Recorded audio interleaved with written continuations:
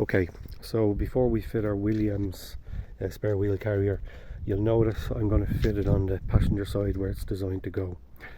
The hinges up here are 270 hinges at the moment, and there's one lower down as well.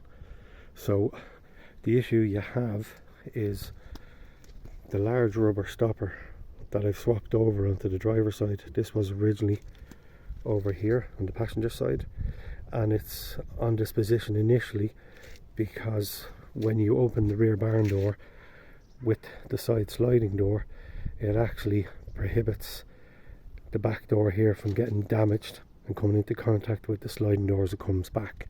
It's only an issue on the medium wheelbase. It's not a problem on the long wheelbase or the extra long wheelbase. So as we open the door and it comes around, and the swapped over smaller magnetic stopper, that'll actually lock into this one. However, you'll see here we have a pinch point already. So because we swapped over the long one, if the long one was on here initially, it would stop kind of here and stop the damage happening to the barn door as you open it. Now Wheeliams spare wheel carrier, you can actually fit it on without swapping out the 270 hinges that I currently have. However, this is a problem then that I don't want to have in case I forget when I have the door open and the slide door comes back. It'll actually damage either off the wheel when it's on the wheel carrier or potentially hit off the bodywork. So I'm actually going to swap it with the 180 hinges, and we'll go through that in a minute. So these are the 180 hinges. They're slightly different to the 270 hinges in that the bar here is missing. I got these directly from VW, and I also got them painted to match the original colour of the van, the Indian grey. So a fair bit of expense to get them done, but I wanted to have it right. You can actually cut the bar on the original ones if you want, but because this is a new van, I wanted to have everything 100%. Tools required, so I got a spline set out of Halfords there. It's an M10 spline tool that you will need to actually remove the couple of spline bolts. And let's start doing that. So you can see the main difference between the 270 hinge that's on the van at the minute and this is the 180. The bar going across here in the middle is actually not on the 180, so it doesn't allow the door to swing back on itself to the side of the van. Right, so we're starting to take the 3 bolts out. I'm just leaving one in situ there, and I'll take 2 of these off, and I'm going to get a bit of assistance now to hold the door, support it, while I remove the actual hinge, because I don't want it to drop down and damage the bodywork or strain the door. So I'm after completing the job. A little bit tricky. You definitely need someone to give you a hand with supporting the doors, because the door is quite heavy. I did the top hinge first, and then I did the lower hinge. If I was doing it again, I don't know whether doing the bottom first might have made it a little bit easier. When you're at the stage where you have a 270 hinge on one side and say below, and the 180 up on top, it does cause a bit of an issue trying to line them up, so just bear with it and take your time. So let's show you how it works now. So the door that still has the 270 on it is on the driver's side, so that's able to fully go around. Okay, and then we have the large stopper that I swapped over on that door, and you'll notice now on the other side,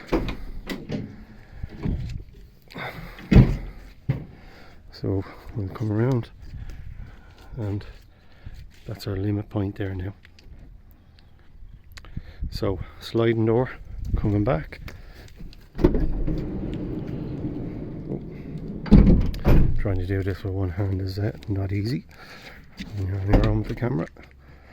So let's have a look. So come back around. Now, whereas previously we had the issue with the door here coming right over to the sliding door, we don't have that anymore. There should be enough room here with the spare wheel on the back, and it shouldn't impede the sliding door. So we'll cover that on the next section, fitting the Wheeliams wheel bracket. And as you can see, these are the two hinges that I took off. So you can take these hinges off and cut the bar here and here, as I was saying previously, instead of buying a brand new set of 180 hinges. You can keep your 270 ones but remove this bar here and here. I didn't want to go for that option, as I was saying, because it's a brand new van and I wanted to have it right. So yeah, it would be easy enough to do, I'd say, if you have the right tools. So I got the paint matched as well with the new hinges. So as you can see here, fits like a glove, and the same one here. So happy with the outcome. So I've got the wheel carrier back from the powder coat company. Prior to the powder coating getting done, I also got it galvanized. I just had to put a few little pilot holes in for the galvanized process, otherwise the metal will actually peel back when it was being galvanized. So it's just an additional couple of holes you've got to put in. The same here, but aesthetically they look great. I'm very pleased with the paint job. Now we'll get it fitted to the van. So I fixed on the top bracket initially, didn't tighten these up fully yet, so it's sitting in place. And where the piece of metal comes around the corner here in line with the door, there's a rubber strip that Wheeliams provide, just the tip of my finger there, that goes behind this section here, so it doesn't cause any possibility of any damage or rust as the bracket is fitted to the van going forward. We'll have a look at it from this side now. So you can see here, it's not fully fitted in. I have to build this section up here first, and then I'll do the second hinge, and then we'll basically build the two pieces together, because I have to get my hole here for actually fitting the actual wheel carrier itself through the double skin of the door. I've now fitted the second bracket on the lower one, and you can see there the rubber trim that goes between the door skin and the actual frame that bolts on to the two bolts there on the door hinge. So what I'm doing now, I haven't tightened the top bracket fully on the hinge, and I haven't tightened the bottom bracket fully on the hinge. I need a bit of play here so I can get these bolts in. You'll notice one thing to remember, key thing, is that the top bracket, the frame goes on the outside of the wheel carrier. It's very important that you do this, and you'll notice on the same on the bottom one as well. So this section is on the outside, and the same with this one, and the bolts go in towards the center, so nobody can interfere with removing the wheel carrier once the spare wheel is on. So it's a security feature, and obviously for the fitting as well.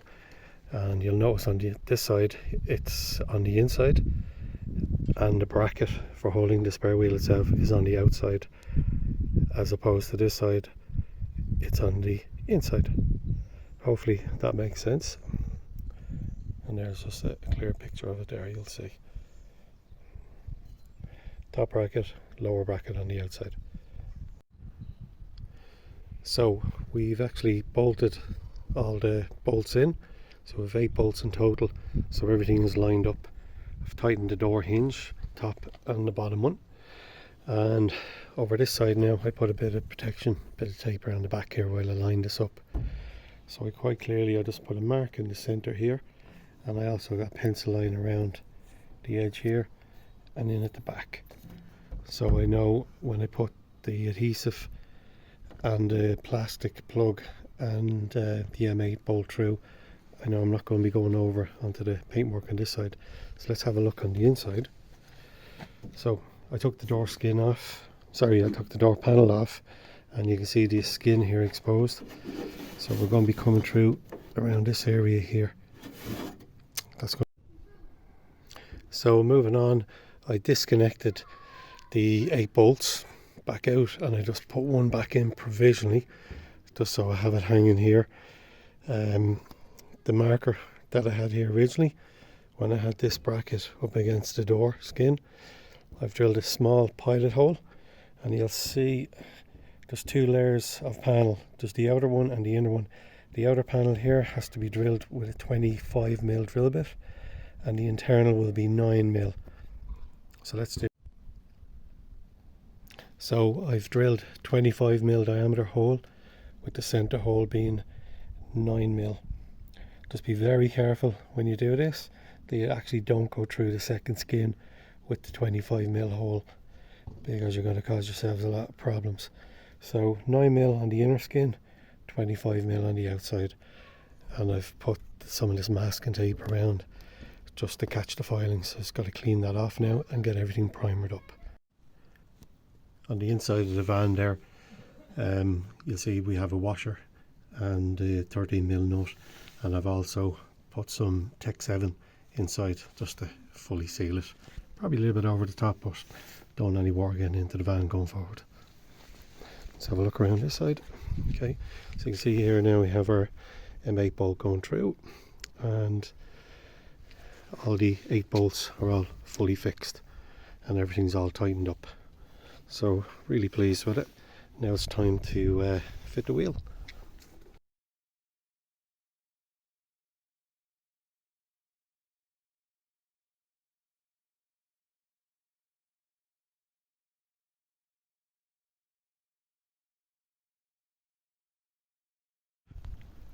So the wheel is actually on the van now. Really pleased with it. Looks really good and nice and secure, and more or less straight with the Rogue alloy. Me being a little bit OCD, I might look at actually just getting that straight 12 o'clock position, but other than that it's absolutely brilliant. So really pleased with that. Thank you, Wheeliams. Really pleased. So let's have a look now at the sliding door. So the sliding door open, and just recapping now with the hinge as we come around. So it's going to be quite tight here. Wow. So you can actually see the gap. We have a couple of mil, maybe 10mm I'd say. So had we kept the 270 hinges on, we would have actually hit the door. But that is quite close for tolerance, but very pleased that if I have the door open, the barn door open with the tyre like this position, and the sliding door opens, I know it's not actually going to make contact, which is great. So very pleased with that. So all in all, delighted with the Wheeliams wheel carrier. So hope you enjoyed the vid, and if you did, you might consider subscribing or a thumbs up. Thank you.